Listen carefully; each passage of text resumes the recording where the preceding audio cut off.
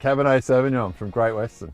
Now, for some reason, which we don't know why, people tend to not associate great Cabernet from Great Western, but I think this wine might change your mind. 2012 for Cabernet was ideal. We had a nice long ripening season and we had the warmth throughout the summer. To be honest, sometimes because it's quite cool, we can have problems with Cabernet because it's a late ripening variety. And sometimes it gets to that stage where it stops ripening and you end up with something that's a little bit green. But in 2012, we had ideal growing conditions. The season ripened up the grapes really well. We had nice even fruit in the vineyards during the harvest. The sun made sure that the fruit all ripened up right to the end, to that point where you get that nice balance of fruit richness, berry, that kind of blackberry, cassis flavour in the grapes, and that herbaceous character is kind of diminished.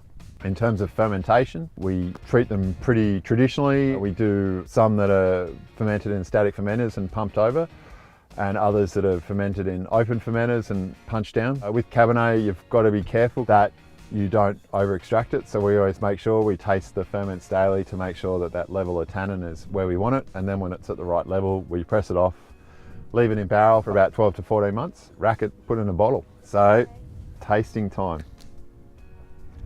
It's a nice rich red, verging on purple. It's got that classic Cabernet nose. It's almost like a tobacco leaf kind of aroma.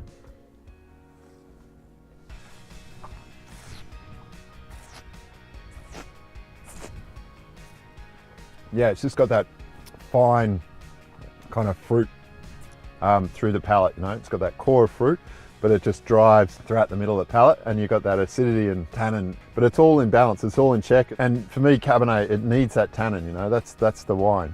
It has tannin, but certainly this is not an overly tannic wine. It's just that there's that fine tannin presence there, which is what Cabernet is about. So, you know, I happily drink it by itself, but you know, it'd be great with some roasted meats or some other rich meat dish.